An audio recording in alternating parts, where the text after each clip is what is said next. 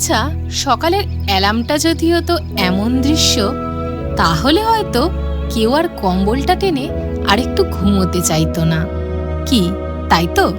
চোখের সামনে মেঘ, দূরে কাঞ্চনজঙ্ঘা, আর পাহাড়ের ধীর ছন্দে শুরু হচ্ছে আজকের গল্প। এই জায়গাটা আসা নিয়ে আমি কিন্তু আগে থেকে অতটা প্ল্যান করিনি। শুরুতে ভেবেছিলাম আর 5টা ভিউ পয়েন্টের মতোই হবে, কিন্তু 2 মিনিটের মধ্যেই বুঝে গেলাম আজকের গল্পটা একদম আলাদা হতে চলেছে। আজকের এই দিনটার জন্য না আমি আগে থেকে কোনো গল্প লিখিনি। হয়তো ওপরওয়ালাই আগে থেকে সবটা লিখে রেখেছিলেন, আর আমি শুধু সেই গল্পের একটা ছোট্ট চরিত্র হয়ে হাঁটছিলাম। আর পথ চলতে চলতে কখন যে মেঘ, পাহাড়, কিছু অচেনা হাসি আর ছোট ছোট মুহূর্তগুলো এই দিনটাকে এত সুন্দর বানিয়ে দিল বুঝতেই পারিনি। চলুন আজ আপনাদের শোনাবো কালিম্পংয়ের বুকে লুকিয়ে থাকা এক অসাধারণ অফবিট ডেস্টিনেশন ফিক্কালেগাঁওয়ের কথা।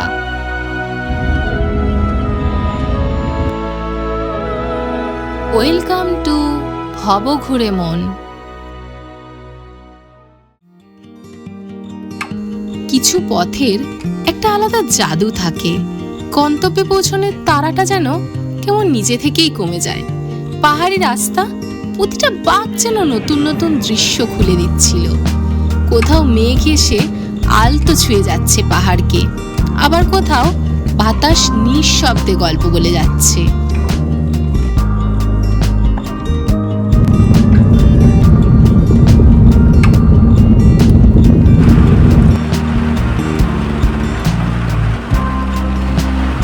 আর ঠিক তখনই হঠাৎ নেমে আসা বৃষ্টিটা যেন বলে উঠল স্বাগতম ফিক্কালেগাঁওয়ে।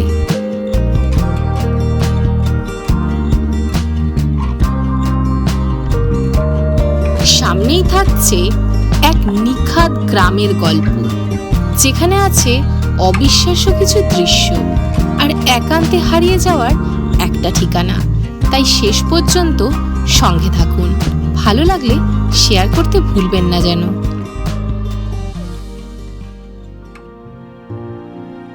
আজকের গল্পের প্রথম অধ্যায় শুরু হোক ফিক্কালেগাঁওয়ের সেই জাদুকরী ভিউ পয়েন্ট থেকে। তারপর ধীরে ধীরে পৌঁছে যাব আমাদের পাহাড়ি ঠিকানায়। আমি এখন বসে আছি ফিক্কালেগাঁওয়ের অসম্ভব সুন্দর একটা ভিউ পয়েন্টে। এই ভিউ পয়েন্টটার নাম দেওরালি ভিউ পয়েন্ট।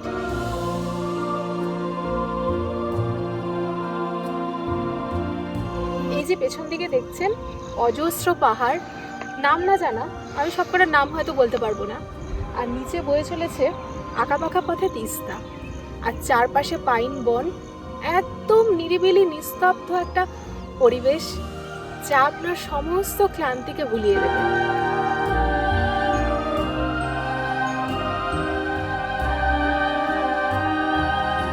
আমি ভবঘুরে, পথই আমার ঠিকানা।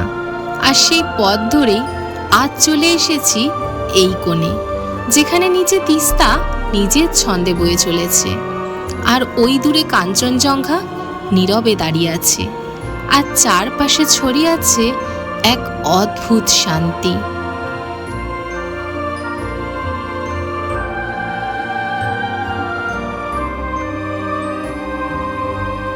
যারা সত্যি প্রকৃতিকে ভালোবাসতে জানেন, তারা শুধু ঘুরতে আসেন না, তারা আসেন অনুভব করতে। তাই হয়তো ভিড়ভাট্টায় সাইট সিনের তালিকার বদলে এমন একটু কম পরিচিত, নাম না জানা জায়গাগুলোই তাদের বেশি টানে।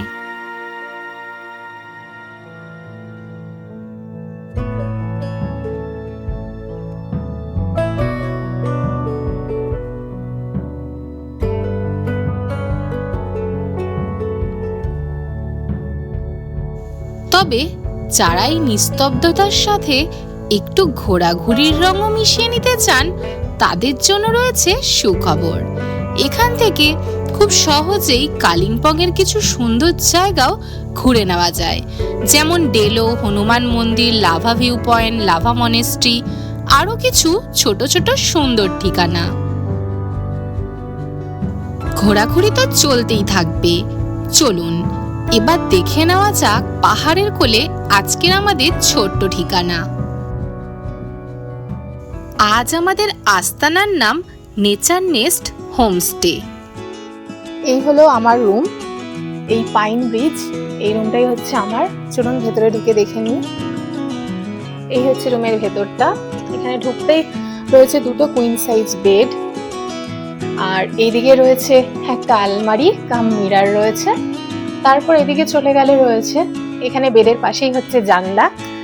এই জানলাটা খুললেই সুন্দর ভ্যালি ভিউ, পেছনে জমি রয়েছে, আর দেখুন যেন মনে হবে পাহাড়ের মেঘের মাঝেই আপনি শুয়ে আছেন।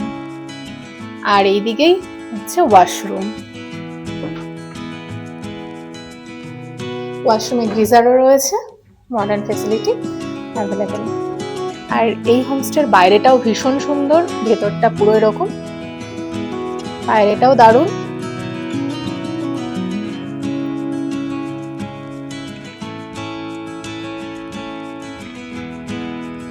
এই হোমস্টের মাথাপিছু খরচ পড়ে 1400 টাকা জনপ্রতি। আর এই হোমস্টেটা একদম রাস্তার ওপরেই, তাই যদি আপনাদের সাথে কোনো বয়স্ক মানুষ থাকে কোনো অসুবিধা হবে না। এই হোমস্টেতে আপনারা দুইভাবে চলে আসতে পারেন। এনজিপি বা শিলিগুড়ি থেকে চাইলে রিজার্ভেও চলে আসতে পারেন। ছোট গাড়ির ভাড়া 3 থেকে 3500 টাকা পড়ে। আর আপনারা যদি চান শেয়ারিং এর অপশনও রয়েছে। শেয়ারিং এ আসতে হলে আপনাদের চলে আসতে হবে শিলিগুড়ি পানি ট্যাঙ্কি মোড়। পানি ট্যাঙ্কি মোড় থেকে কালিম্পং আসার জন্য আপনারা শেয়ার গাড়ি পেয়ে যাবেন। সেই শেয়ার গাড়ির ভাড়া পড়ে মাথাপিছু 200 টাকা। কালিম্পং এ এসে ওইখান থেকে আবার পিকলেগাঁও আসার জন্য আপনারা শেয়ার কার পাবেন, কিন্তু সেটা একটা নির্দিষ্ট টাইমে ছাড়ে। তাই যদি শেয়ার গাড়ির সাথে আপনাদের টাইম ম্যাচ না হয়, তাহলে কালিম্পং এ এসে একটা রিজার্ভ গাড়ি করে নেবেন ডাইরেক্ট হোমস্টে পর্যন্ত। তার ভাড়া 800 থেকে 1000 টাকা মতো পড়বে। হোমস্টের বাইরেটাও ভীষণ সুন্দর। এই হলো রুম থেকে বেরিয়েই একটা ওপেন লন। এখান দিয়ে আপনারা যখন চলে যাবেন, এই সোজা গেলে এদিকে রয়েছে আরেকটা রুম, আর একটু সোজা চলে গেলে এই যে দেখতে পাচ্ছেন এই সুন্দর জায়গাটা, এই দেখুন এখানে রয়েছে একটা দোলনা, যেখানে বসে খুব সুন্দর টাইম কাটাতে পারবেন। পেছনে রয়েছে ভ্যালি ভিউ, আর এদিকে দেখুন কতগুলো টেবিল দেওয়া রয়েছে। মানে টেবিলগুলো একদম অ্যাডজাস্ট করা, আর তার সাথে রয়েছে চেয়ার। এখানে বসে চা কফি খেতে পারেন, সময় কাটাতে পারেন। আর এই হলো দোলনার পেছন দিয়ে ভ্যালিটা।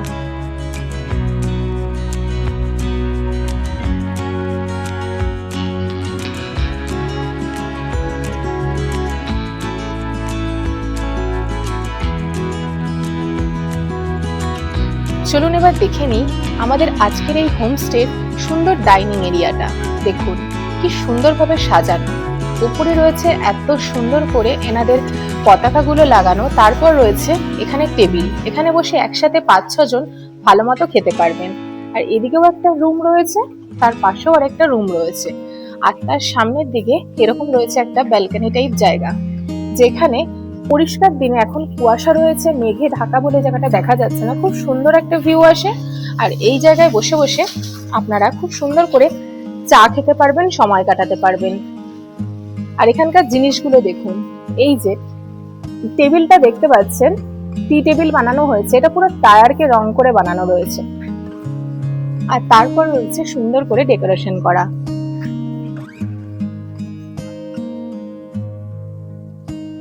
দুপুরের খাবার খেতে আমরা চলে এসেছি। তো আসতে যেহেতু একটু লেট হয়ে গেছিল, আজকে খাবার দিয়েই শুরু করছি। তো আজকে আমাদের লাঞ্চে কি কি আছে চলুন দেখে নিই। আজকে লাঞ্চে রয়েছে ভাত, ডাল, আর রয়েছে ডিম, এখানে রয়েছে আলু ভাজা, একটা সবজি, পাঁপড় আর স্যালাড। এত সুন্দর একটা ভিউ দেখতে দেখতে এরকম একটা ডাইনিং প্লেসে বসে খেতে যে কি ভালো লাগছে, মানে অ্যাস্থেটিক দুপুরবেলার লাঞ্চ।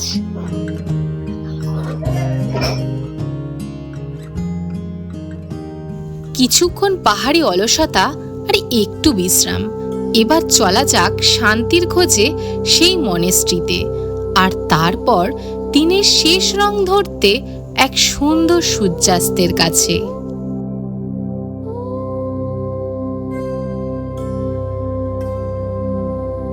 হোমস্টে থেকে 2 মিনিটের হাঁটা পথেই এই মনেস্ট্রি।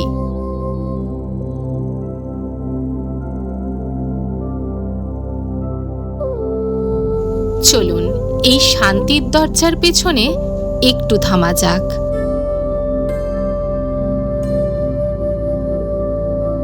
এই হলো নীরবতায় মোড়া এক কোণ।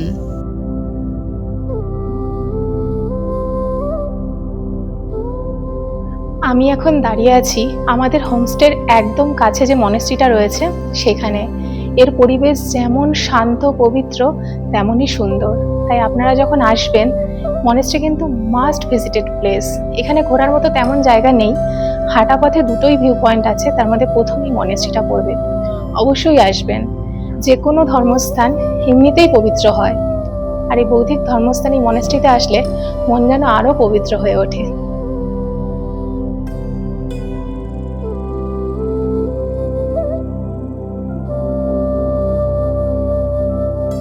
এই মনেস্ট্রি প্রত্যেকদিন সকাল 8:30 থেকে বিকেল 4টে পর্যন্ত খোলা থাকে।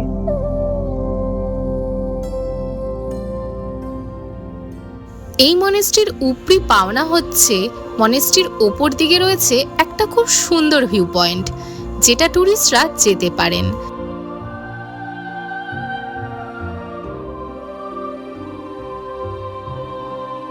মনেস্ট্রির শান্ত পরিবেশ আর তার সাথে ওপরের এই ভিউ পয়েন্ট, এটা কিন্তু একদম উপরি পাওনা।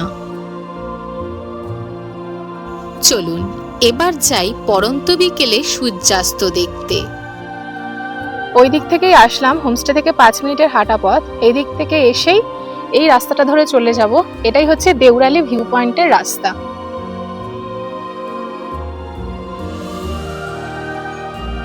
ফিক্কালেগাঁওয়ের প্রধান আকর্ষণই হলো এই দেউরালি ভিউ পয়েন্ট।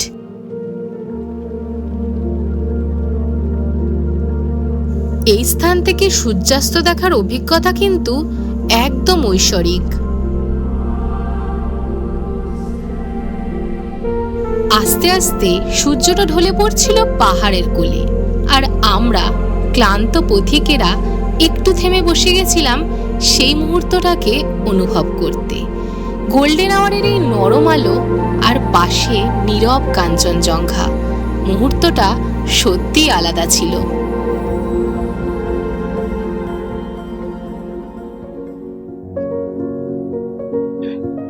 এক কাপ চায়ের সাথে সন্ধ্যাটা শুরু হলো, আর সাথে আছে ভেজ পকোড়া।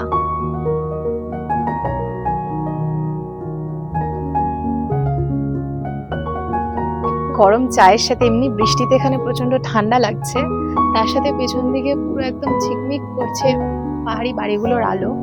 একটা আলাদা অ্যাম্বিয়েন্স তৈরি হয়েছে, ভীষণ সুন্দর।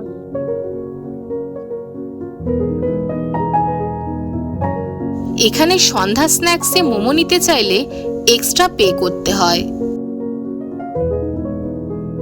রাতটা নীরবে গভীর হচ্ছিল, আর আমাদের কাছে চলে এলো রাতের খাবার, রুটি, ডাল, সবজি আর চিকেন।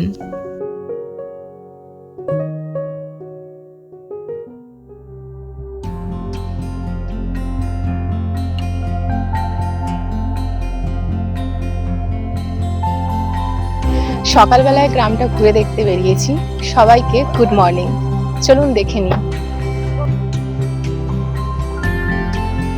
সকালের পাহাড়ি হাওয়া, ফাঁকা রাস্তা আর একটু উদ্দেশ্যহীনভাবে হাঁটা, অফবিটের আনন্দটা বোধহয় এখানেই লুকিয়ে থাকে।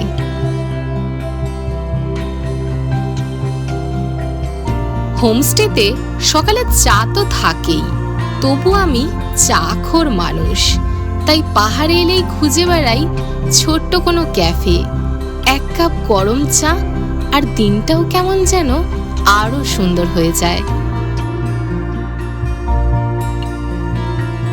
ফিক্কালেগাঁওতে আসলে এই নেচার নেস্ট হোমস্টেটা মাস্ট রেকমেন্ডেড। এটা একদম লাস্টের দিকে, আর এর একদম কাছেই রয়েছে খুব সুন্দর একটা ভিউ পয়েন্ট, আর রয়েছে মনেস্ট্রি। তাই আপনারা যদি ভাবছেন ফিক্কালেগাঁও আসবেন, তো এই হোমস্টেতে আসতেই পারেন। চলুন এবার ব্রেকফাস্টটা সেরে নিই। ব্রেকফাস্ট করেই আমাদের আবার বেরিয়ে যেতে হবে। সেদিন আমাদের সকালের ব্রেকফাস্টে ছিল পুরি, সবজি আর ডিম সিদ্ধ।